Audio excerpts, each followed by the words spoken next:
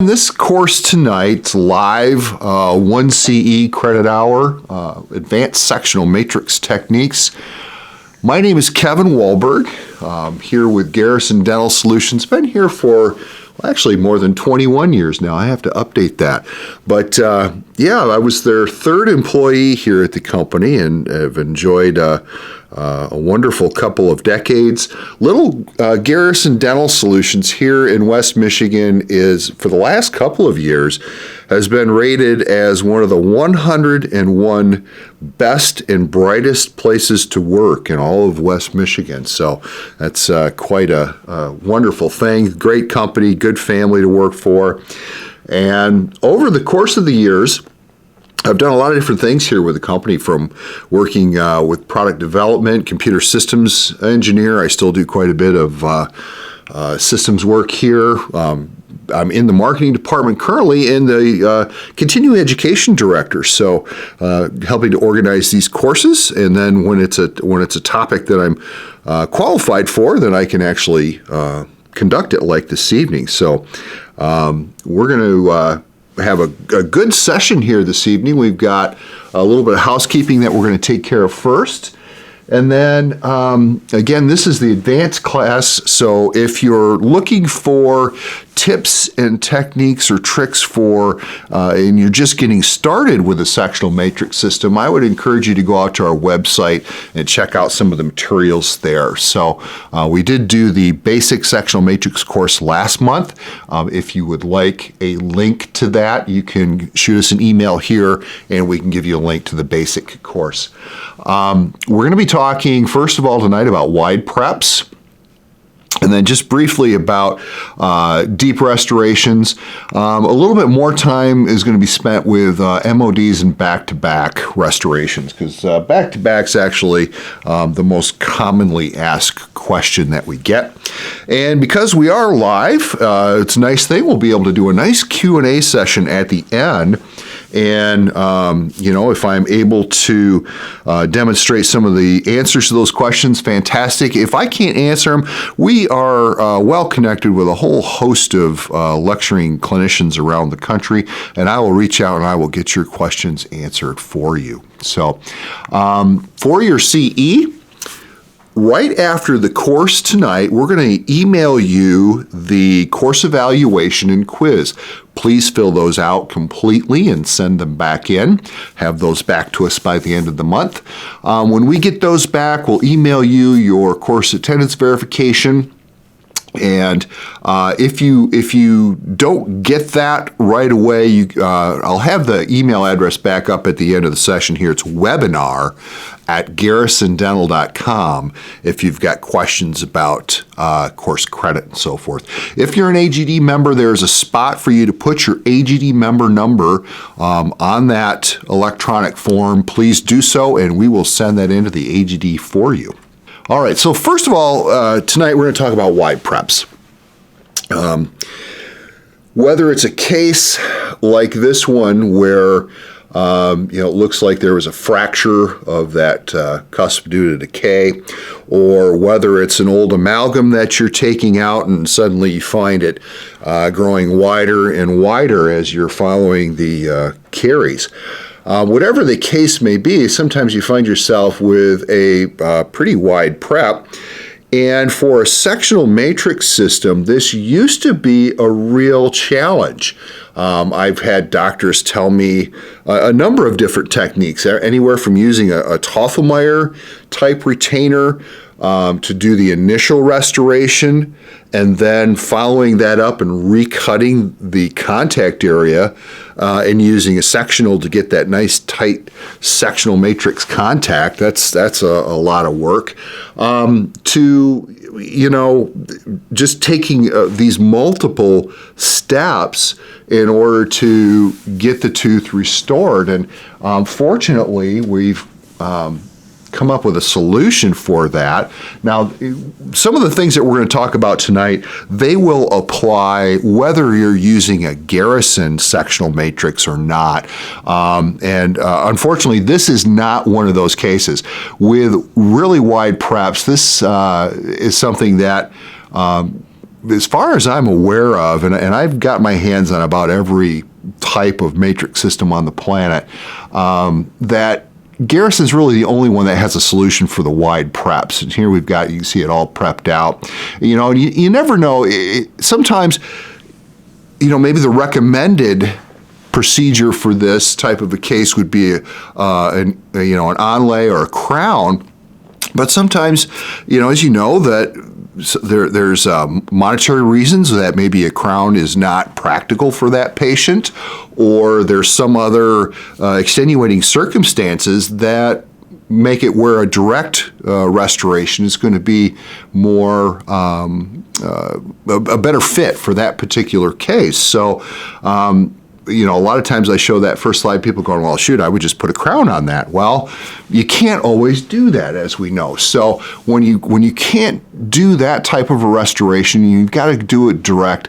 This is a great example and a great way to do it. The wide prep ring, this green ring, allows you to bridge this, let me get my cursor up here, allows you to bridge this area where typically a sectional matrix system will collapse that band into the box, and the green ring allows you to bridge that gap and restore that tooth. Now the technique, fortunately, it doesn't change from doing a regular MO or DO. You're going to put a band in, you're going to wedge it, and then you're going to put this special ring on there, and you can get just a fantastic result for your patient and doing it in one step. Now I've got one more here. I want to tell you a little bit about Dr. Clary Tam. She's down in Auckland, New Zealand. I would recommend for you to search her up on Facebook or Instagram. She is a fantastic dentist, posts a ton of material that can be, I think, really helpful, and just shows you some really great techniques that she's doing down there, just some beautiful results. So here again, you can see how she's placed the green ring here, and it's bridged this gap. Another thing I want to point out is look down here at the bottom of the box. Make sure that you're examining this area carefully before you start to do your etching and bonding, so that you can see nothing but matrix band snugly up against the tooth surface down here, and make sure it's sealed up really nice. So she does a technique where she builds this wall up first, and I spoke to her a couple months back specifically about why she does that, and she does that so that she can create that contact, remove the band, the wedge, and the ring, have all that out of the way, and she can really then visualize the restoration as she's building it back up to create a more lifelike restoration. And that way too, she's ensured that she's got the contact that she wants before she invests the time completing the restoration. So just a little tip from Dr. Tam. So here you can see she's turned it into basically a class 1, and then she's going to start building this thing, filling it in, creating these lobes, and creating this wonderful anatomy. And look at that. I mean, just an invisible restoration where you had, you know, a third of the tooth was missing. So just doing some great work. She's really good with stains and occlusal anatomy. It just makes those teeth just so lifelike. So this is a typical size of a sectional matrix ring tip, and this is what makes these types of restorations possible with a sectional matrix, is this really wide tip that just helps you bridge that gap. And technique-wise, what we're going to do, there's just a couple of little changes. And the first thing is to cheat the band towards the side that's wide. You want to let that thing just a little bit over, in this case to the lingual, to make sure that you've got enough band material to cover where it's wide. Sometimes you'll have to put a little pressure on that band. And then, of course, I'm coming from the back of the mouth here, but you might have to just help sneak it past the bottom of that down here in this corner where you've got a little bit of the floor of the box. Sometimes on that corner the band will get hung up, and if you take an Explorer or a thin-bladed instrument, you can tease that band past that little hang-up point, because you want that down into the sulcus a little bit if you can, where the edge of that band is nice and deep, because you need to get a good seal on that corner. And you want to wedge from the wide side. In fact, this is just a really good example here. You can see how this is a big triangle area here, and of course with the tapered wedge, you've got the fatter part of the wedge to help close this gap off. So let me reposition this again. I'm messing around with it here. I moved my band a little bit, make sure it's down all the way, and then I'm going to wedge it from the wide side. Hold a finger on it just like you would on any other restoration to make sure that the band doesn't, particularly in this case, pop up and push up over this corner. So once the band is wedged, we're going to apply the ring the same manner that we'd apply any sectional matrix ring. We're going to come in at a little bit of an angle. We're going to push it into that band and then seat it all the way down.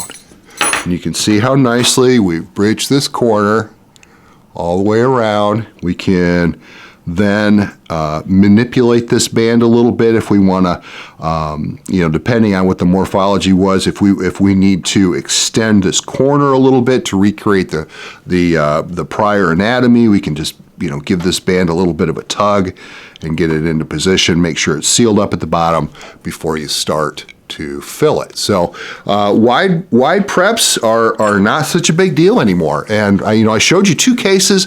We've had many more that have been sent in, because this is such a game changer to be able to restore those wide preps without too many steps.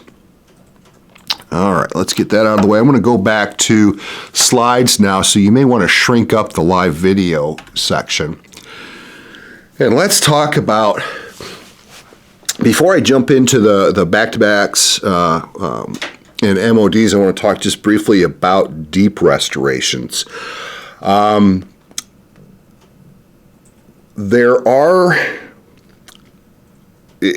biggest challenge with the deep restoration, first of all, is getting the band down far enough into the sulcus, and then sealing the bottom edge of that band when it's deep like that. I think the best methodology is to use a firmer matrix band. Let me grab one. I think I've got a couple right over here. There we go. I've got a giant pile of sectional matrix materials, and this this is something relatively new that on the live video it looks just like a regular matrix band, but it's out of a firmer material, and it will not deform on you as you, for a deep prep. If you need to drive this down into the sulcus a little bit, it's going to hold its shape much better than a dead soft band. That's called a firm band. That's a brand new thing that we've had out for a couple of months that has worked really well for those deep preps. And then use a little bit of cord and pack that cord down deep to hold the bottom edge of that band up against the tooth. So that's, once you've got the bottom edge of that band sealed off, you can proceed just like you would with a regular restoration. So back-to-backs, MODs, and quadrants, that's where we get most of our questions. And everybody wants to do it like you see in the picture there, where you put all the material in, you line up all your rings, and you just go to town, you get the whole thing done in one go. The challenge here is you're not getting as much tooth movement to compensate for the polymerization shrinkage and the thickness of the bands, because you're trying to push against yourself here with the rings. So it's very rare that you can actually get 3 rings in next to each other like this. Almost never, if you're working on a molar, bicuspids and premolars, are small enough that you might be able to get 3 rings in there. But this is a tough thing to do, and to get all that material firmly seated in there, and then to get the tightness of contact that you really want, it's a challenge. I think there's a better way to do that, a more sure way to do that, and that's more of a step-by-step approach. Dr. Mike Malone sent us this case a while back, and it's just a great example of quadrant work. He's got back-to-backs. He's got a whole bunch of stuff going on with this. And this is not a case you want to do when you get your brand new sectional matrix kit. You want to have a little practice before you start tackling things like this. And I want to talk about his pre-wedging that he does here. And we're seeing more and more of this. And there's just so many advantages to pre-wedging before you start to cut the prep. First of all, in a case like this, you're not concerned about nicking the adjacent tooth because you're prepping that all out anyways. But, if you've got a virgin tooth next to this that doesn't need any work, pre-wedging gives you a little bit more space to help prevent hitting that adjacent tooth. It protects the rubber dam and the papilla. That'll save a lot of extraneous bleeding, certainly, and gives you good visual reference for the depth of your box. And it also starts to move the teeth. Of course, it's all about getting that space in there to compensate for the band thickness, compensate for the shrinkage. So this extra bit of movement, not only is it going to aid you in getting a tight contact, it's also going to make placing the matrix bands easier. So there's a little bit more of a gap to get that band down in there. So I highly recommend, if you're not doing it now, just start pre-wedging on all of your class 2s. You're going to be very thankful that you started to do that. So this is a more sure way of getting a tight contact when you're doing a quadrant. He's laid out all the DOs, and he's going to fill those first without the rings in place. First of all, yeah, you're going to get a little bit of flash, but it's going to be exposed and fairly easy to clean up. You don't need the separation when you're doing the first side, and you can manipulate that band, get it where you want it, and then fill the DOs, and then come back around and burnish the band up against the completed restoration. And now you're not having to deal with 2 thicknesses of matrix band in there, and your likelihood of success is going to be much higher. It is just it's a real tough thing to get all of that material in and get the separation that you want if you're trying to do it all at the same time. So in here, we've got just a fantastic result. I mean, this is a big case. You've got a couple of crowns. You've got, multiple surface restorations taking place, and end up with a really great result. And yeah, it took just a little bit of extra time to do those in a step-by-step fashion versus trying to cram all that material in there at one time. Let's take a look at some back-to-back. Switch out my Type-It-Ons here. So if you're going to do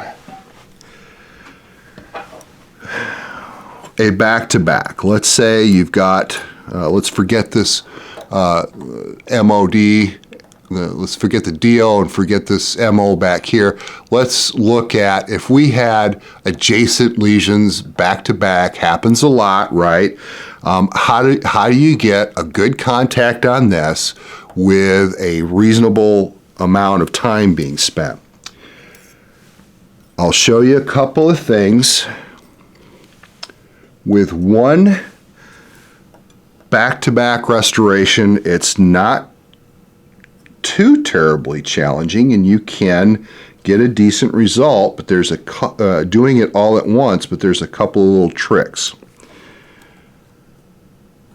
Band placement is going to be fairly simple. You may want to trim if you're using a tabbed band like these fusion bands, you may want to trim that tab off because that's right in kind of in the way of what you're trying to do. So once you have both bands in and seated, place a wedge from the wide side if there happens to be one. This one doesn't really matter. I'm going to wedge it from the lingual. Okay, now once you're set up like this, you need to take a little bit of extra time and get the ends of that band or both bands out of the way as much as you can, because they are going to impede your ability to place the ring if you don't have those things wrapped up out of the way.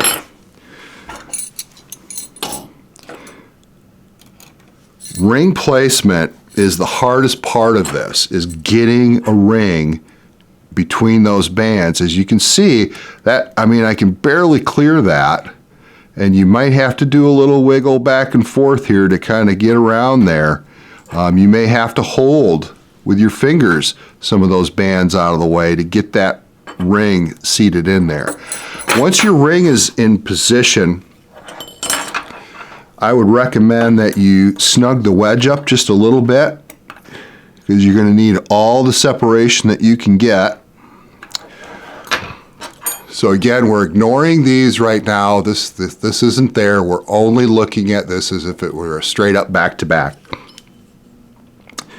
Complete, you want a little burnish, estimate where you want the midline of these to be. Fill one side first. Cure it, okay? Then burnish a little more aggressively on the side that isn't filled. Burnish it against your now cured composite. Make sure you burnish it firmly up against that, because again, you've got two thicknesses of band in there. You want to make sure that you're getting that second restoration as tight as you can against the first one. So give it a good burnish. That does seem to work pretty well. Again, you are taking a little bit more of a risk that you might not have the contact you want, because you've got double the matrix material in there. Some people will do something very similar to this, where they will have it set like this first. They'll fill and cure the one side, pull the band from that side out, make sure that this one is still seated, and put the ring on for the second one. Get that separation going, burnish against the completed restoration. So it's basically like doing it one at a time, but you put both bands in to begin with. But by pulling that band out, that extra band out after the first side is complete, you have a little less material that you're trying to compensate for. So if we go back to the method that Dr. Malone showed, where we're talking about doing an entire quadrant at a time, get some fresh bands here.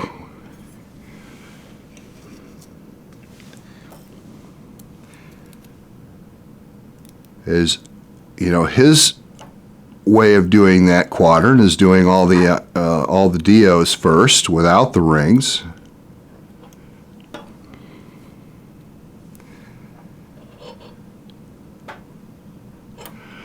Grab another wedge here.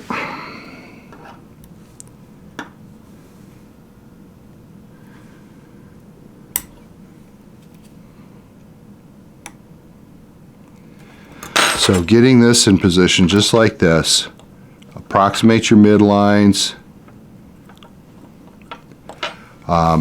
doing the DOs. So those are filled now by the magic of cinema here. They're filled, and we're just going to come back in And I'm going to use these same bands. I'm going to flip the... In real life, you probably aren't going to be able to use those same bands.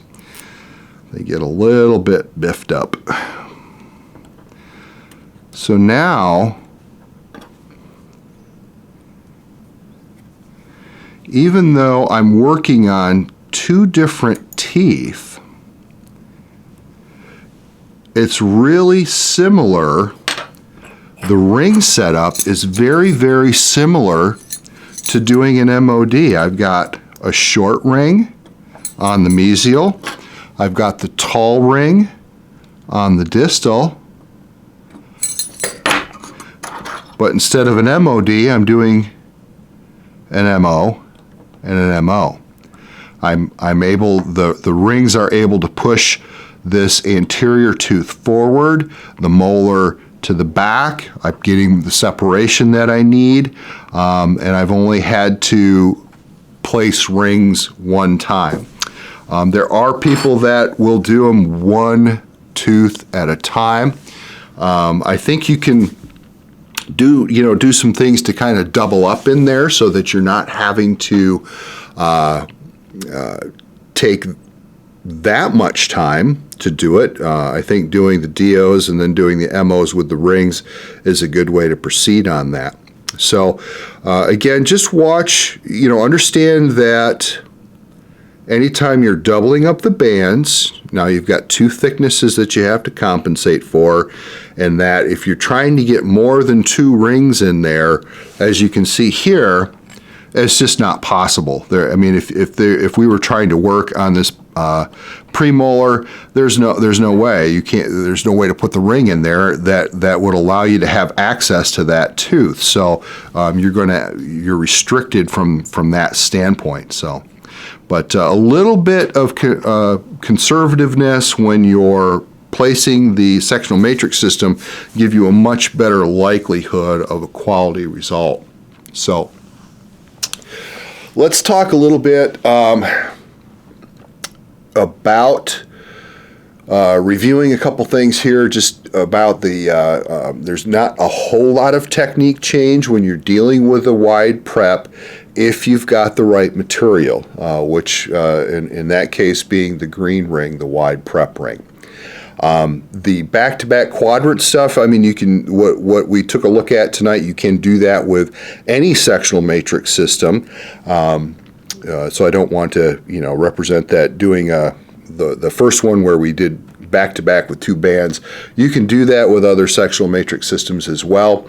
I don't want to represent that Garrison's the only way that you can do that. So, but the most conservative approach certainly is doing one at a time and moving the separator rings around as needed. I think you can double up in some cases like this, so that in basically placing bands twice, placing rings once, you can get the whole quadrant complete. The email address up there, if you're having some difficulty, shoot us an email, give us a call, and we can do something just like this live, one-on-one with you, and work through your specific questions. So we do this on a regular basis, and it works out really well. You kind of get a one-on-one, hands-on training essentially that way, and of course there's no cost or any of that. So, and then for other materials, please feel free to jump out on the website. We've got a lot of cases out there. We're posting more of them all the time, and check out the Garrison YouTube channel. We've got a bunch of stuff out there, and it's amazing how much playtime that stuff is getting. So for your CE again tonight, we'll send out an email shortly after we wrap up. I'll have the quiz on it. It'll have the evaluation. Fill it all in. Put the WB 1219 code on there. And hey, Kendall, if it's all right with you, because the holiday and everything here. It's our last webinar for the year. Typically, we've done like a 10%. I don't want to make this too commercial here, but what we're going to do for you, and Kendall will go out and change it on the website here. Instead of the 10% for tonight, being that our holidays are coming up and whatnot, we're going to do 15% off. So forget the 10%. We're going to do 15% off. So please feel free to take advantage of that if you would like to on the website.